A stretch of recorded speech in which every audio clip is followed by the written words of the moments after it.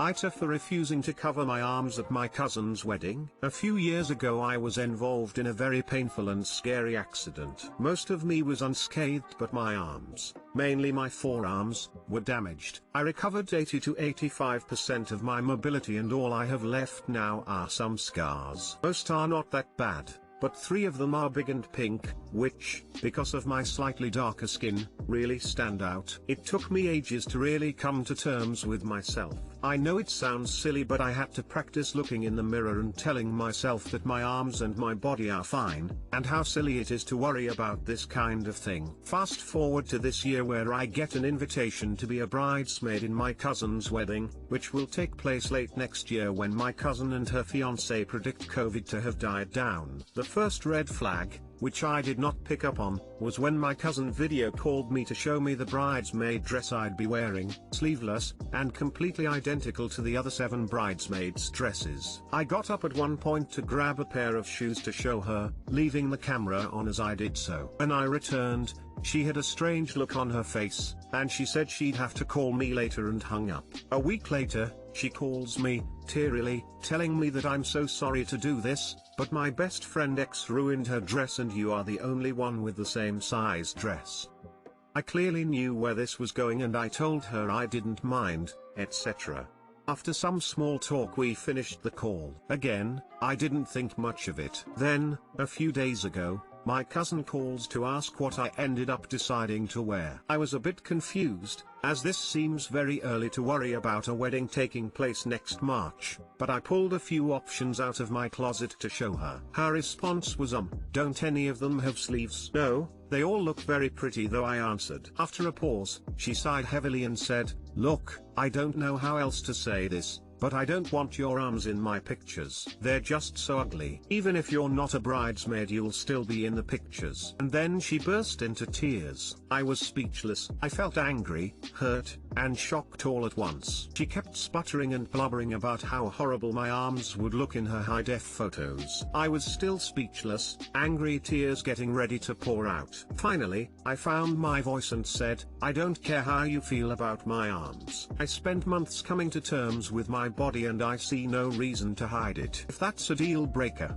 I won't be at your wedding. She gasped and I hung up. Now I'm getting all sorts of texts from my cousin, her fiancé, and several of her friends telling me what a selfish bee I am. I started to feel badly, but I also don't think I should be forced to feel ugly and ashamed. I wouldn't even be in all the important pictures if I'm just a regular guest. Reddit. I just don't know. AITA, thanks for reading. Edit. Wow. Just wow. Thank you all so much. Heart. Imagine being such a selfish and narcissistic person that you would tell someone to cover their arms so they don't ruin her wedding photos because they are different than hers. NTA, and I wouldn't show up to her wedding at all. Or if you do decide to go, I hope you show off your arms in all your glory and stay confident in yourself. I'm so sorry for what she said to you.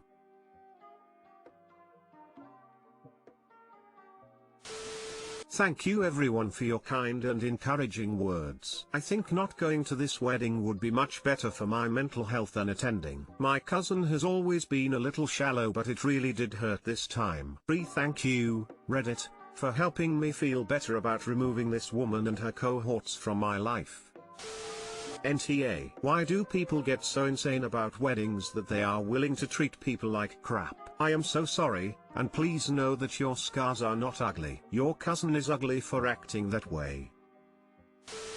AITA for not apologizing to my dad and stepmom for being a nightmare of a child growing up. My dad married my stepmom 3 months after my parents' divorce, and it doesn't take a genius to figure out how their relationship started. I was 13 then. He fought for 50-50 split custody and won it. Took out all my anger and resentment on their household. I was an actual monster of a child while I was with my dad, but my mom had zero issues with me. I was also very well behaved in school, but over the years, I've wrecked a lot of stuff around their house and was generally extremely rude to to them. I made both my dad and stepmom cry more than a few times. When I was 16, I stopped going over to their house. I mellowed out with them, but I distanced myself from them. I'm now 28 and recently married. I recently met my dad and stepmom at my grandparents' house for an outdoor barbecue. My stepmom overheard me telling my aunt that I love being newlyweds in a new home. She got extremely upset and said I ruined that experience for her, and she said the least I could do was apologize. I basically scoffed and walked away without even acknowledging her. I think my dad and her handled the situation poorly in general and should have been more proactive about dealing with my issues when I was a literal child. AITA?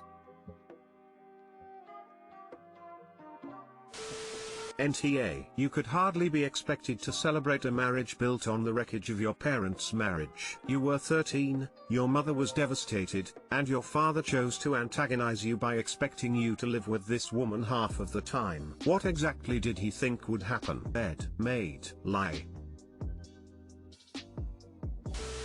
NTA, she didn't get the standard newlywed experience because she had an affair with a married man. Of course you as his child were not going to be open to spending time with a woman who helped to hurt your mother. Exactly this. Op was also 13 years old, still a child, when acting this way, so blaming him for what he did as a child, even though it was within his right, when you look at how his parents separated, and expecting an apology seems immature and unnecessary.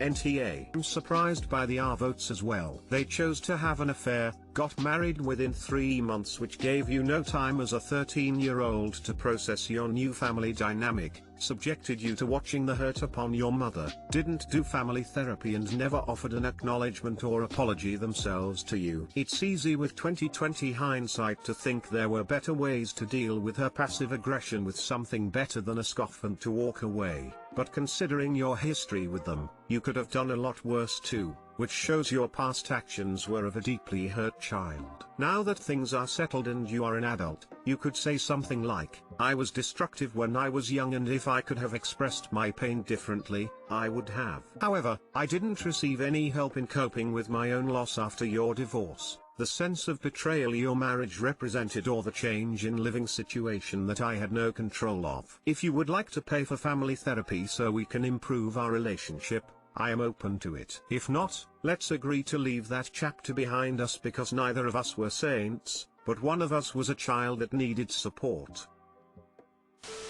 I'm surprised by the asshole votes. If a teen posted saying his dad had cheated and married his mistress directly after the divorce finalized and expected him to live with the affair partner and behave like nothing was wrong, people would be up in arms about the selfish dad. I'd say NTA for not apologizing. I think you went too far with your behavior since you say you broke things and that sounds on the violent side. But it doesn't sound like you've actually reconciled with them, just that you were finally able to get the distance you wanted. I'm not going to expect someone to apologize under those circumstances. AITA for basically calling my in-laws' lifestyle pathetic, after they tried shoving it down my throat. Thankfully my husband and I have lived out of state for most of our 14 years together, so we haven't had to deal with ignorance from his family on how we live and or raise our kids. However, my Phil fell ill, so we moved back to the States to care for him, as my Mill is far too old and weak to do so herself, and her daughters, who live in the state, couldn't be bothered. We have lived right beside them for going on 10 months now. We have 9 meters and 6 F children, both very intelligent, respectful and insanely empathetic. We raised our kids in a way that was completely against how we were raised, which was basically to sit down, shut up and never question a damn thing. My husband and I both had very toxic childhoods and were silenced when it came to everything. Ever since living beside his parents, they have attempted to inflict this onto my children. Now, it started off small, like my Phil telling my 9-year that it was his duty as the man of the house to pick up an axe/chainsaw to cut the house firewood. Mind you, we do not have a wood stove, so my Phil just expected my small child to run outside with a chainsaw and hack up firewood for his house. When I said no, My Phil flipped out on my husband and said I was weakening my son and stripping him of his manly, expected duties. Or my Mill telling my 6-year-old that she is old enough to prepare and cook meals for the family. I only found this out a couple weeks ago when I got home from work and found a burn on my daughter's forearm from apparently a hot pan she was attempting to take out of the oven. Not only did she burn herself, but she also got the 5th degree from my Mill stating that her food was bland and that she needed to be better if you ever expect to get married someday. Anyways, I went to discuss these matters with my Mill and Phil because I had it and they weren't listening to my husband. When I arrived they were cross with me and said that they were concerned that my kids were going to grow up to be entitled snowflakes and that I am raising them in such a way that they will never know how to fend for themselves or understand life. I told them that they needed to stop inflicting 50s livelihood onto my children and that under no circumstances will my children be restrained to a toxic lifestyle that people whom they barely know are trying to enforce. They told me to leave. I said gladly. Now my sills all of a sudden give a damn and have messaged my husband stating that his life has been tarnished by me and that I am destroying what his parents taught him. Independence, apparently, and the ability to live without need. AITA?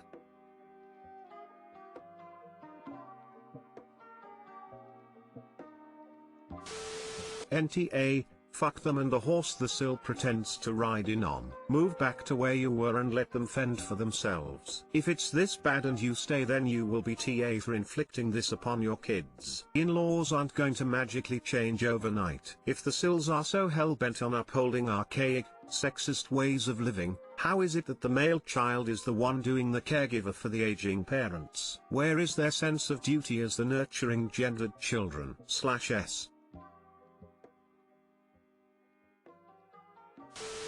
NTA. Good job breaking the chain of toxic behavior. I really hope your in-laws don't continue to bully your children.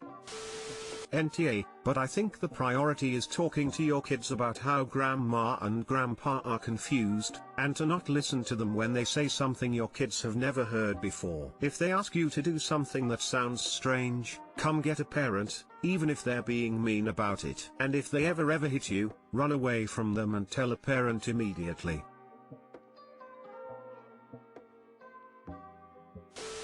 NTA. Sisters are only saying that because they don't want to get stuck with the parents.